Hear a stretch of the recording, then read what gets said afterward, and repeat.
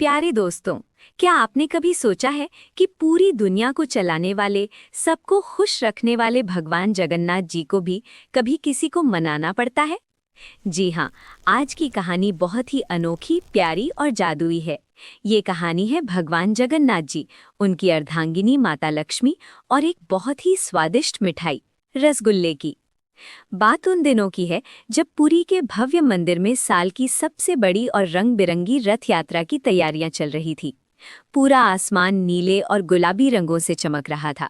भगवान जगन्नाथ जी अपने बड़े भाई बलभद्र जी और लाडली बहन सुभद्रा जी के साथ अपनी मौसी के घर यानी गुंडीचा मंदिर जाने के लिए तैयार थे। तीनों के लिए बहुत बड़े बड़े, सुंदर और फूलों से सजे हुए रथ तैयार किए गए थे। भगवान जगन्नाथ जी ने अपनी बड़ी बड़ी गोल आंखों से मुस्कुराते हुए सबको देखा और अपने रथ नंदी घोष पर विराजमान हो गए। ढोल नगाड़े बजने लगे, शंख की आवाज से पूरा आसमान गूंज उठा और लाखों भक्तों ने खुशी खुशी रथ को खींचना शुरू कर दिया। लेकिन रुकिए, इस खुशी के माहौल में कोई ऐसा था जो बहुत उदास था। वो थी हमारी प्यारी माता लक्ष्मी। जब भगवान जगन्नाथ जी रथ पर बैठ रहे थे तो माता लक्ष्मी को लगा कि भगवान उन्हें भी अपने साथ इस यात्रा पर ले जाएंगे। लेकिन भगवान जगन्नाथ जी ने कहा, देवी, ये यात्रा सिर्फ भाई बहनों की है, आपको यहीं मंदिर में रुकना होगा। ये सुनकर माता लक्ष्मी अकेली मंदिर में रह गई। दिन बीतते गए, एक दिन गुजरा, 2 दिन गुजरे, मंदिर में बिल्कुल शांति थी। माता लक्ष्मी का मन अपने स्वामी के बिना बिल्कुल नहीं लग रहा था। धीरे धीरे उनकी उदासी एक बहुत ही प्यारे से गुस्से में बदलने लगी।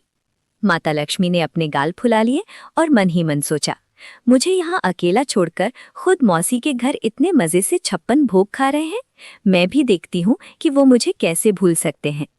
जब यात्रा का 5वां दिन आया, जिसे हेरा पंचमी कहते हैं, तो माता लक्ष्मी से रहा नहीं गया। वो अपनी सहेलियों के साथ भगवान जगन्नाथ जी को ढूंढने गुंडीचा मंदिर पहुंच गईं।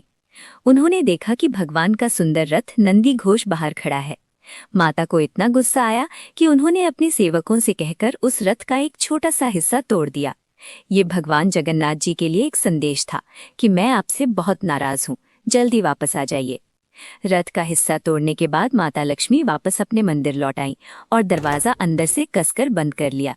आखिरकार पूरे 9 दिन बीत गए। भगवान जगन्नाथ जी, बलभद्र जी और सुभद्रा जी की यात्रा पूरी हुई और वे वापस अपने घर यानी श्री मंदिर लौट आए। इस वापसी की यात्रा को बाहुड़ा यात्रा कहते हैं। सबसे पहले बड़े भाई बलभद्र जी अपने रथ से उतरे और शान से मंदिर के अंदर चले गए। उनके बाद लाडली बहन सुभद्रा जी भी मुस्कुराते हुए मंदिर के अंदर चली गईं। अब बारी थी भगवान जगन्नाथ जी की। जैसे ही जगन्नाथ जी मुस्कुराते हुए अपने मंदिर के मुख्य द्वार पर पहुंचे, ठक, दरवाजा अंदर से बंद था। जगन्नाथ जी हैरान रह गए। उन्होंने अपनी बड़ी आंखों से इधर उधर देखा। अंदर से माता लक्ष्मी की सेविकाओं ने आवाज लगाई, रुक जाइए, आप अंदर नहीं आ सकते, माता लक्ष्मी आपसे बहुत नाराज हैं। भगवान जगन्नाथ जी समझ गए कि आज तो बहुत बड़ी गड़बड़ हो गई है। अब शुरू हुई दरवाजे के आर पार एक बहुत ही प्यारी सी नोक-झोंक। भगवान जगन्नाथ जी ने बहुत ही मीठी और प्यार भरी आवाज में कहा, देवी, दरवाजा खोलिए, मैं वापस आ गया हूँ। देखिए, मैं आपके लिए बाहर से कितनी अच्छी अच्छी चीजें लाया हूँ। लेकिन माता लक्ष्मी तो ठान कर बैठी थी। उन्होंने अंदर से ही जवाब दिया, मुझे कुछ नहीं चाहिए। जब आप जा रहे थे तब तो आपको मेरी याद नहीं आई। आपने मुझे इस बड़े से मंदिर में अकेला छोड़ दिया। अब आप वापस अपनी मौसी के घर ही चले जाइए। इस मंदिर में आपके लिए कोई जगह नहीं है।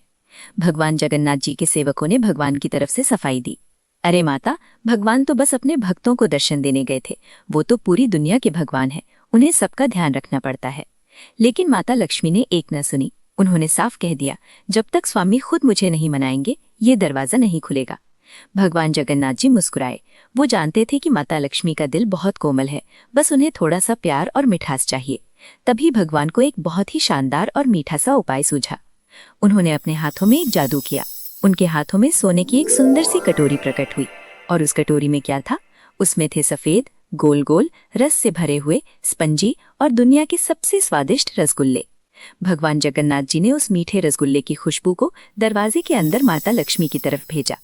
जैसे ही वो मीठी मीठी खुशबू माता लक्ष्मी तक पहुंची, उनके चेहरे का गुस्सा थोड़ा कम होने लगा। भगवान जगन्नाथ जी ने प्यार से कहा, लक्ष्मी जी, ये देखिए मैं आपके लिए क्या लाया हूँ। ये रसगुल्ला बिल्कुल आपके दिल की तरह मीठा है। कृपया इसे स्वीकार करें और मुझे क्षमा कर दें। माता लक्ष्मी से अब और नाराज नहीं रहा गया।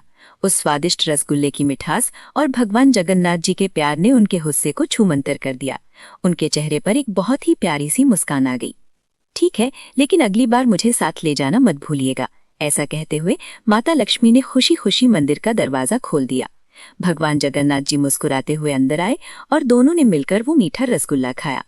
दोस्तों, भगवान जगन्नाथ जी और माता लक्ष्मी की ये मीठी सी तकरार हमें सिखाती है कि जहाँ प्यार होता है वहाँ थोड़ा रूठना मनाना तो चलता ही है, और कोई भी लड़ाई प्यार और मिठास से सुलझाई जा सकती है।